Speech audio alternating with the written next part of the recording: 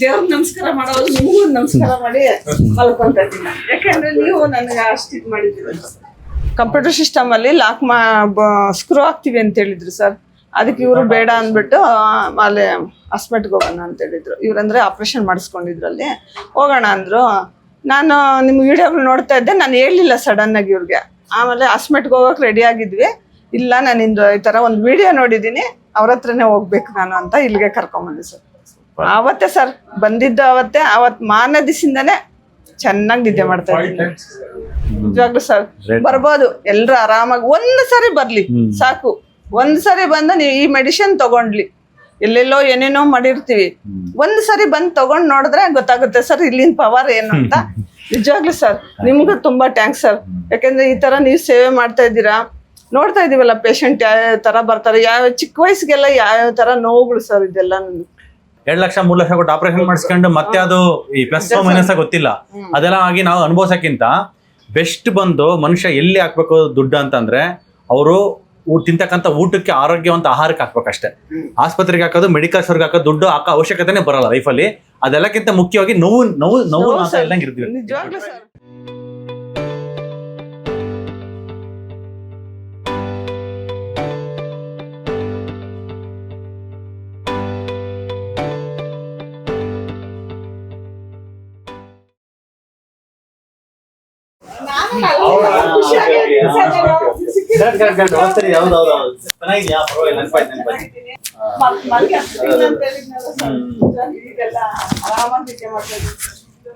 ದೇವ್ರ ನಮಸ್ಕಾರ ಮಾಡೋದು ನಿಮಗೂ ನಮಸ್ಕಾರ ಮಾಡಿ ಮಲ್ಕೊಂತ ಇದ್ದೀನಿ. ಯಾಕಂದ್ರೆ ನೀವು ನನಗೆ ಅಷ್ಟು ಇದು ಮಾಡಿದ್ದೀರಿ.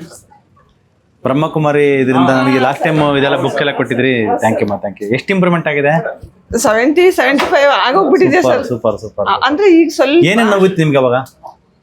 ಇದು ಸರ್ ಬ್ಯಾಕ್ ಪೈನ್, ಎಳಿತಾ ಇತ್ತು, ಅದೇ ಸರ್ ಜಾಸ್ತಿ ಇದ್ದೀನಿ ನನ್ಗೆ. ಎಷ್ಟು ವರ್ಷದಿಂದ ಇತ್ತು? 1 ವರ್ಷದಿಂದ. ಅಂದ್ರೆ ನನಗೆ ಗೊತ್ತಿಲ್ಲ ಸರ್ ಇದು ಅಂತ. ಅದೇ ಕಾಯಿಲೆ ಅಂತ ಗೊತ್ತಿಲ್ಲ. ಏನೋ ಆರ್ಥೋಪೆಡಿಕ್, ಆಮೇಲೆ ನ್ಯೂರಾಲಜಿಸ್ಟ್ ಅವ್ರ ಆಪರೇಷನ್ ಅಂದ್ರಲ್ವಾ. ಸರಿ ಬೇಡ ಅಂದ್ಬಿಟ್ಟು ನನಗೆ ಆಪರೇಷನ್ ಅಂದ್ರೆ ಭಯ ಅಲ್ವಾ ಸರ್. ಒಂದ್ ಸ್ವಲ್ಪ ಏನೋ ಸ್ಕ್ರೂಗಳು ಹಾಕ್ತೀನಿ ಅಂತಾರೆ, ಏನೋ ಹೇಳಿದ್ರೆ ನಿಮ್ಗೆ ಹೇಳಿದ್ರು ಸರ್. ಆಮೇಲೆ ನಾನು ವಿಡಿಯೋ ನೋಡ್ತಾ ಇದ್ದೆ. ಸಿಸ್ಟಮ್ ಅಲ್ಲಿ, ಕಂಪ್ಯೂಟರ್ ಸಿಸ್ಟಮ್ ಅಲ್ಲಿ ಲಾಕ್ ಸ್ಕ್ರೂ ಹಾಕ್ತಿವಿ ಅಂತ ಹೇಳಿದ್ರು ಸರ್. ಅದಕ್ಕೆ ಇವರು ಬೇಡ ಅಂದ್ಬಿಟ್ಟು ಅಲ್ಲಿ ಹಾಸ್ಪಿಟ್ಲ್ಗೆ ಹೋಗೋಣ ಅಂತ ಹೇಳಿದ್ರು. ಇವ್ರಂದ್ರೆ ಆಪರೇಷನ್ ಮಾಡಿಸ್ಕೊಂಡಿದ್ರಲ್ಲಿ ಹೋಗೋಣ ಅಂದ್ರು. ನಾನು ನಿಮ್ಮ ವಿಡಿಯೋಗಳು ನೋಡ್ತಾ ಇದ್ದೆ, ನಾನು ಹೇಳಲಿಲ್ಲ ಸಡನ್ ಆಗಿ ಇವ್ರಿಗೆ. ಆಮೇಲೆ ಹಾಸ್ಪಿಟ್ಲ್ಗೆ ಹೋಗೋಕೆ ರೆಡಿ ಆಗಿದ್ವಿ. ಇಲ್ಲ ನಾನು ಈ ಥರ ಒಂದು ವಿಡಿಯೋ ನೋಡಿದ್ದೀನಿ, ಅವ್ರ ಹತ್ರನೇ ಹೋಗ್ಬೇಕು ನಾನು ಅಂತ ಇಲ್ಲಿಗೆ ಕರ್ಕೊಂಬಂದೆ ಸರ್. ಅವತ್ತೇ ಸರ್ ಬಂದಿದ್ದು, ಅವತ್ತು ಮಾರನೇ ದಿವಸದಿಂದಾನೇ ಚೆನ್ನಾಗಿ ನಿದ್ದೆ ಮಾಡ್ತಾ ಇದ್ದೀನಿ. ಮಲಿಕೊಂಡು ಎಷ್ಟು ದಿನ ಆಯ್ತು ನೀವು ನಿದ್ದೆ ಮಾಡಿ?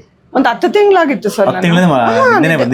ಅಂದ್ರೆ ಮಲಿಕೊಳ್ತಾ ಇದ್ರಿ, ಎಳಿತಾ ಇತ್ತು, ನಿದ್ದೆ ಡಿಸ್ಟರ್ಬ್ ಆಗ್ತಾನೆ ಇತ್ತು, ಬರ್ತಾನೆ ಇರ್ಲಿಲ್ಲ. ಈ ಕಡೆ ಸೈಡ್ ತಿರುಗಿದ್ರು ಎಳಿತೈತಿ, ಈ ಕಡೆನು. ಮತ್ತೆ ಸ್ಟ್ರೈಟ್ ಎಷ್ಟೊತ್ತು ಅಂತ ಮಲಗಕ್ ಆಗಲ್ಲ. ಎಷ್ಟೊತ್ತು ಮಲಗ್ಬೋದು ಸರ್? ಆಮೇಲೆ ಹಿಂಗ್ ಕಾಲ್ ಹಿಂಗಿಡಿಯೋದು, ಹಿಂಗಿಡೋದು. ಸಾರ್ ಎಲ್ಲ ತುಂಬಾ ಹೆಲ್ಪ್ ಮಾಡ್ತಿದ್ರು ಅವಾಗ ನಿದ್ದೆ ಮಾಡೋದಕ್ಕೆ? ಏನು ಮಾಡಲ್ಲ ಸರ್, ಅವ್ರು ಆರಾಮಾಗಿ ನಿದ್ದೆ ಮಾಡ್ತಾರ ಅವ್ರ ಪಾಡ್ಗೆ. ಅವ್ರು ನಾನು ಯಾರಿಗೂ ಡಿಸ್ಟರ್ಬ್ ಮಾಡಲ್ಲ.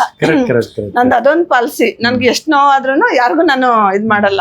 ಲಾಸ್ಟ್ ಫೈನಲ್ ನೋವು ಅಂದಾಗ ನಾನು ಹೇಳೋದು ಎಲ್ರಿಗೂ. ಕರೆಕ್ಟ್. ಎಲ್ಲ ನೀವಂತಲ್ಲ, ಎಲ್ಲಾ ತಾಯಂದಿರು, ಎಲ್ಲಾ ಹೆಣ್ಮಕ್ಳು ಅದೇ ಒಂದು ಬುದ್ಧಿ ಅವ್ರಿಗಿರೋದು, ಅದೇ ಒಂದು.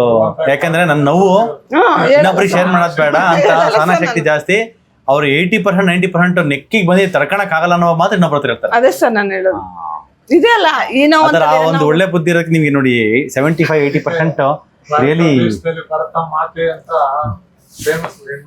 ಹೌದೌದು, ಕರೆಕ್ಟ್. ಹೌದು ಸರ್. ಇವು ನಮ್ಮ ಮೈದಾನ ಬರ್ತಾ ಇದಾರಲ್ಲ ಸರ್, ಅವ್ರಿಗೂನು ಇಲ್ಲಿಗೆ ಬರ್ತಾ ಇದಾರೆ. ಅವ್ರಿಗೂ ಇಲ್ಲ, ಅವರು ಮಧ್ಯದಲ್ಲಿ ಸ್ವಲ್ಪ ಏನೋ ಕ್ರಾಕ್ ಆಗಿತ್ತಂತೆ. ಅವರು ಈಗ ಬರ್ತಾ ಇರ್ತಾರೆ. 5ನೇ ತಾರೀಕು ನಿಮ್ದು ಅಪಾಯಿಂಟ್ಮೆಂಟ್ ತಗೊಂಡಿದ್ದಾರೆ. ಮತ್ತೆ ನನ್ನ ಫ್ರೆಂಡು ಬಂದಿದ್ದಾರೆ. ಇವಾಗ ನೆಕ್ಸ್ಟ್ ನೀವು ಹೋಗಿದ್ರೆ ಹೇಳಿ ಆಂಟಿ, ನಾನು ಮತ್ತೆ ಇಂಜೆಕ್ಷನ್ ಹಾಕ್ಸ್ಕೊಬೇಕು, ಬರ್ತೀನಿ ಅಂತ ಇದ್ದಾರೆ. ಪಥ್ಯದಲ್ಲಿ ಏನ್ ಮಾಡಿದ್ರೆ ಮುಖ್ಯವಾಗಿ? ತಿನ್ನಲ್ಲ ಸರ್ ಸ್ವೀಟ್. ಏನೇನು ಬಿಟ್ಟಿದ್ದೀರಲ್ಲ? ಗೋಧಿ ಅವಾಗ್ಲೇ ಹೇಳಿದ್ನಲ್ಲ ಸರ್, ಗೋಧಿ ಬಿಟ್ಟಿದ್ದೀನಿ. ಮೈದಾ ತಿನ್ನಲ್ಲ, ಶುಗರ್, ಸ್ವೀಟ್ಗಳು, ಮತ್ತೆ ಕರ್ದಿರೋ ತಿಂಡಿಗಳು. ಏನು ಆಚೆ ಏನು ಅಂತೀನಿ, ಕಾಫಿ ಇಲ್ಲ ಸರ್. ಎಲ್ಲ ಬಿಟ್ಟು ನಿಮ್ಮ ವಿಡಿಯೋಗೆ ಮೊದಲೇ ನಾನು ಇಷ್ಟು ಸ್ವಲ್ಪ ಎಲ್ಲ ಬಿಟ್ಟಿದ್ದೆ. ಮೈದಾ ಬಿಟ್ಬಿಟ್ಟಿದ್ದೆ, ಗೋಧಿ ಬಿಟ್ಬಿಟ್ಟಿದ್ದೆ. ಕಾಫಿ ಎಲ್ಲ ಒಂಚೂರು ಇತ್ತು, ಕಾಫಿ ಇಲ್ಲ, ಟೀ ಒಂಚೂರು ಇತ್ತು. ಈಗ ಅದನ್ನು ಬಿಟ್ಬಿಟ್ಟಿದ್ದೆ. ಸೂಪರ್. ನಮ್ಮ ವೀಕ್ಷಕರಿಗೆ ಏನ್ ಹೇಳಕ್ ಇಷ್ಟಪಡ್ತೀರಾ? ಎಸ್ಪೆಷಲಿ ಈ ನಿಮ್ ತರ ಇರ್ತಕ್ಕಂಥವ್ರಿಗೆ, ಸರ್ಜರಿ ಸಜೆಸ್ಟ್ ಮಾಡಿರೋಂಥವ್ರಿಗೆ, ನೋವೇ ತಡ್ಕೊಳಕಾಲ ನಿದ್ದೆನೆ ಬರ್ತಾ ಇಲ್ಲ ಅನ್ನೋರ್ಗೆ ಒಂದ್ ಕಂಡೀಷನ್ ನಿಮ್ಗೆ ಅನುಭವಿಸಿದ್ರೆ ಗೊತ್ತಿರುತ್ತೆ. ತಿಂಗಳು ಒಂದೇ ದಿನ 2 ದಿನ ನಿದ್ದೆ ಬಂದಿರೋ ತಡ್ಕೊಳಕ್ಕಾಗಲ್ಲ, ಹಂಗಿರುತ್ತೆ. ಮನುಷ್ಯ ಫುಲ್ ಸೈಕಲಾಜಿಕಲಿ ತುಂಬಾ ಅನ್ಫಿಟ್ ಆಗ್ಬಿಡ್ತಾರೆ. ಹೌದು ಸರ್. ಸುಮ್ನೆ ಕೋಪ, ಸಿಟ್ಟು ಎಲ್ಲ ಬರೋಷ್ಟ ನಿದ್ದೆ ಮಾಡಿಲ್ಲ ಅಂದ್ರೆ ಅದೊಂಥರ ನೀದಿನೆಸ್. ಮತ್ತೆ ಮಧ್ಯಾಹ್ನನೂ ನಿದ್ದೆ ಮಾಡ್ತಾ ಇರ್ಲಿಲ್ಲ ನಾನು. ಅವಾಗ ಕಷ್ಟಪಟ್ಟು ಎದ್ದೇಳ್ಬೇಕು, ಸಂಜೆನೂ ಕಷ್ಟಪಟ್ಟು ಎದ್ದೇಳ್ಬೇಕು. ನಿದ್ದೆ ಬರೋ ಟೈಮ್ ಅವಾಗ ಏನೋ ಒಂಚೂರು ಮತ್ತೆ ಎದ್ದು ಬಿಡ್ಬೇಕು. ತುಂಬಾನೇ ಅಂದ್ರೆ ಬರ್ಬೋದು. ಫಸ್ಟ್ ಒಂದ್ಸಾರಿ ಬಂದ್ ನೋಡಿ, ಒಂದ್ಸಾರಿ ಒಂದ್ ಹೆಜ್ಜೆ ಇಲ್ಲಿ ಇಟ್ರೆ ಅವಾಗ ಗೊತ್ತಾಗುತ್ತೆ ಇಲ್ಲಿಂದ ಪವರ್ ಏನು ಅಂತ. ನಿಜವಾಗ್ಲು ಸರ್, ನಿಜವಾಗ್ಲು ಇಲ್ಲ, ನಾನು ಎಲ್ಲೋ ನೋಡಿದೀನಿ ಸರ್. ನಾನು ನ್ಯೂರಾಲಜಿಸ್ಟ್ ಹತ್ರ ತಗೊಂಡು 1-2 ತಿಂಗಳು ತಿಂದಿದ್ದೀನಿ ಸರ್. ನಾವು ಟ್ಯಾಬ್ಲೆಟ್ಸ್ ಅವಾಗ ಹಾಕೊಂತ ಇರ್ಬೇಕು. ಪೇನ್ ಕಿಲ್ಲರ್ ನೀವು ಕೊಟ್ಟಿರೋ ಫಸ್ಟ್ ಬಂದಾಗ ಕೊಟ್ಟಿರೋ ಪೇನ್ ಕಿಲ್ಲರ್ ಮಾತ್ರ ತಿಂದಿದ್ರೆ 1-2 ತಿಂದಿರ್ಬೋದು ಅಷ್ಟೇ ಸರ್. ನಾನು ಇನ್ನ ಒಂದು ಹಂಗೆ ಇದೆ, ಅವೆಲ್ಲ ಹಂಗೆ ಇಟ್ಟಿದ್ದೀನಿ. ನಿಜವಾಗ್ಲು ಸರ್ ಬರ್ಬೋದು, ಎಲ್ರು ಆರಾಮಾಗಿ ಒಂದ್ ಸರಿ ಬರ್ಲಿ ಸಾಕು. ಒಂದ್ ಸರಿ ಬಂದು ನೀವು ಈ ಮೆಡಿಸಿನ್ ತಗೊಂಡ್ಲಿ, ಎಲ್ಲೆಲ್ಲೋ ಏನೇನೋ ಮಾಡಿರ್ತೀವಿ, ಒಂದ್ ಸರಿ ಬಂದ್ ತಗೊಂಡ್ ನೋಡಿದ್ರೆ ಗೊತ್ತಾಗುತ್ತೆ ಸರ್ ಇಲ್ಲಿನ ಪವರ್ ಏನು ಅಂತ. ನಿಜವಾಗ್ಲು ಸರ್ ನಿಮ್ಗೂ ತುಂಬಾ ಥ್ಯಾಂಕ್ಸ್ ಸರ್. ಯಾಕಂದ್ರೆ ಈ ತರ ನೀವು ಸೇವೆ ಮಾಡ್ತಾ ಇದ್ದೀರಾ. ನೋಡ್ತಾ ಇದೀವಲ್ಲ ಪೇಷಂಟ್ ಯಾವ ತರ ಬರ್ತಾರೆ, ಯಾವ ಚಿಕ್ಕ ವಯಸ್ಸಿಗೆಲ್ಲ ಯಾವ ತರ ನೋವುಗಳು ಸರ್ ಇದೆಲ್ಲ. ಇತ್ತೀಚೆಗಂತೂ ಲಾಸ್ಟ್ ಕೆಮಿಕಲ್ ಊಟ ಅನ್ನಕ್ಕಿಂತ ನಾವೇ ಕೆಮಿಕಲ್ ಇಷ್ಟಪಟ್ಟು ತಿಂತಾ ಇದೀವಿ. ನಾವು ಪಿಜ್ಜಾ ತಿನ್ನೋದು ಏನಿದೆ, ಮೈದಾ ತಿನ್ನೋದೇನಿದೆ, ಬೇಕರಿ ತಿನ್ನೋದೇನಿದೆ, ಅದು ಕೆಮಿಕಲ್ ಗೆ ಬಣ್ಣ ಹೊಡೆದಿರ್ತಾರೆ, ಇನ್ನು ಅಟ್ರಾಕ್ಷನ್ ಮಾಡಿರ್ತಾರೆ. ಅಲ್ಲಲ್ಲ, ಏನ್ ಗೊತ್ತಾ ಸರ್, ಅದರಿಂದ ಆಗ್ತಕ್ಕಂಥ ಡ್ಯಾಮೇಜ್ಗಳು ಕಮ್ಮಿನೇ. ನಮಗೆ ಡ್ಯಾಮೇಜ್ಗಳು ಯಾವ್ದ್ರಿಂದ ಗೊತ್ತಾ? ಕಾಫಿ ಟೀ ಕುಡಿತೀವಿ, ಆ ಸಕ್ಕರೆ ಹಂಗೆ ತಿಂತೀವಿ, ಸಕ್ಕರೆ ಮೂಳೆ ಎಲ್ಲ ವೀಕ್ ಮಾಡಿ ಎಲ್ಲ ಇಡೀ ಬಾಡಿನ 6 ಅವರ್ ಬಯೋಕೆಮಿಕಲ್ ರಿಯಾಕ್ಷನ್ ಚೇಂಜ್ ಮಾಡುತ್ತೆ. ಈ ತರ ನಾವು ತಿನ್ಬೇಕಾರೆ ನಾವು ಇಷ್ಟಪಟ್ಟು ಮಾಡ್ತಾ ಇದ್ವಿ. ನಾವು ಅವ್ರಿಗೆ ತರಕಾರಿ ಅವಾಯ್ಡ್ ಮಾಡಿಸ್ತಾ ಇಲ್ಲ, ಕಂಪ್ಲೀಟ್ ಆರ್ಗ್ಯಾನಿಕ್ ಹೋಗಕ್ಕೂ ಕೆಲವ್ರಿಗೆ ಕಷ್ಟ ಇರುತ್ತೆ. ಅದೆಲ್ಲ ಬಿಟ್ಬಿಟ್ಟು ನಾರ್ಮಲ್ ಆಗಿ ನಾವು ವಿಷಪೂರಿತ ಅಂಶಗಳನ್ನ ತಗೊಳ್ತಾ ಇದೀವಿ. ನೀವು ತರಕಾರಿ ತಿನ್ನ ನಿಲ್ಸಿಲ್ಲ ತಾನೆ, ಅದೇ ಔಷಧಿ ಹೊಡೆದಿರೋ ತರ ತಿಂತಾ ಇದ್ದೀರಾ ಅಲ್ವಾ? ಆರ್ಗ್ಯಾನಿಕ್ ಏನ್ ತಿಂತ ಇಲ್ಲ ತಾನೆ. ನಾವು ಹೇಳ್ತಿರೋದು ಆರ್ಗ್ಯಾನಿಕ್, ಅನ್ಆರ್ಗ್ಯಾನಿಕ್ ಸೆಕೆಂಡರಿ. ಒಟ್ಟು ನಾವು ಒಂದು 10 ವಿಷಪೂರಿತ ಆಹಾರಗಳು ನಾವು ತಗೊಂತಾ ಇದೀವಿ. ಯಾವ್ದು? ಟೀ ಕುಡಿತೀವಿ, ಹಾಲು ಕುಡಿತೀವಿ, ಸಕ್ಕರೆ ತಿಂತೀವಿ, ಬೆಲ್ಲ ತಿಂತೀವಿ, ಆಮೇಲೆ ಮೈದಾ ತಿಂತೀವಿ, ರಿಫೈನ್ಡ್ ಆಯಿಲ್, ಇವನ್ನ ನಾವು ಬಿಡ್ಬೇಕಾಗಿರುತ್ತೆ. ಇವನ್ನ 10 ವಿಷಾಂಶಗಳನ್ನ ನಿಲ್ಸ್ಬಿಟ್ರೆ ಆಮೇಲೆ ಮನುಷ್ಯನ ದೇಹದಲ್ಲಿ ಕಂಪ್ಲೀಟ್ ಚಮತ್ಕಾರನೇ ಆಗುತ್ತೆ. ಮುಕ್ಕಲ್ ಭಾಗ ಎಲ್ಲ ಚೇಂಜ್ ಆಗೋಗಿದೆ. ಅದೇ ಸರ್ ಮಿಲ್ಗೆ ಹೋಗಿ ತಗೊಂಡ್ಬಂದ, ಮಿಲ್ಗೆ ಹೋಗಿರೋದಾದ್ರೂ ಕೂಡ ಬೆಣ್ಣೆ ತುಪ್ಪ, ಕೊಬ್ಬರಿ ಎಣ್ಣೆ, ಎಳ್ಳೆಣ್ಣೆ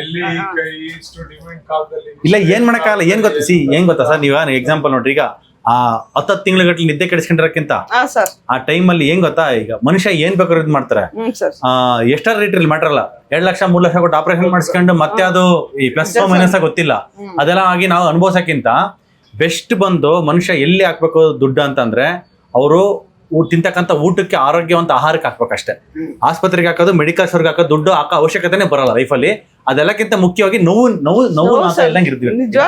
ಇನ್ನೊಂದು ಕ್ವಶನ್ ಬಹಳ ಜನ ಕೇಳ್ತಾರೆ, ಈ ಡಾಕ್ಟರ್ ಎಲ್ಲಿ ಕಲ್ತ್ಕೊಂಡ್ಬಂದ್ರು ಈ ರೀತಿ? ನಮ್ಮ ಫ್ಯಾಮಿಲಿ ಡಾಕ್ಟರ್ ಸುಮಾರು ನಾವು ಇದಾರೆ, ಅವರೆಲ್ಲ ಅವ್ರಿಗೆ ಆಶ್ಚರ್ಯ ಆಗ್ತದೆ, ಇದು ಯಾವ ಕೆಮಿಕಲ್ ಇಲ್ಲ ಯಾವ ತರ ಟ್ಯಾಬ್ಲೆಟ್ ತಯಾರು ಮಾಡ್ತಾರೆ, ಯಾವ ದೇಶದಿಂದ ಬಂದ್ರು, ಏನು ಬಹಳ ಕನ್ಫ್ಯೂಸ್ ಇದೆ. ಇಲ್ಲ ಸರ್ ಇದಾರೆ. ಆಮೇಲೆ ಇನ್ನೊಂದು ಹೇಳ್ತಾರೆ, ಜಾಸ್ತಿ ಮಾತ್ರೆ ತಿಂತಿರೋ ಕಿಡ್ನಿ ಪ್ರಾಬ್ಲಮ್ ಬಂದ್ಬಿಡ್ತದೆ.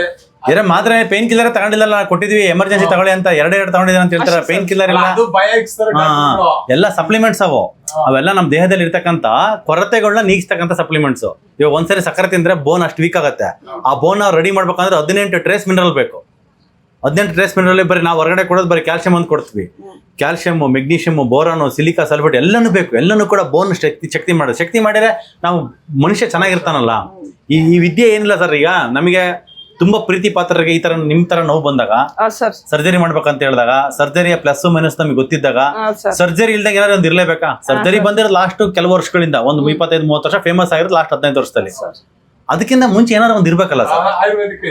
ಆಯುರ್ವೇದಿಕ್ ಇದೆ, ಆಯುರ್ವೇದಿಕ್ ಬಿಟ್ಟು ಆಯುರ್ವೇದಿಕ್ ಟ್ರೀಟ್ಮೆಂಟ್ ತಗೊಂಡ್ರು ಕಮ್ಮಿ ಆಗಿಲ್ಲ ಅಂದ್ರೆ ಬೇರೆ ಏನೋ ಇರುತ್ತೆ, ನಮಗೆ ಗೊತ್ತಿಲ್ಲ ಅಷ್ಟೇ.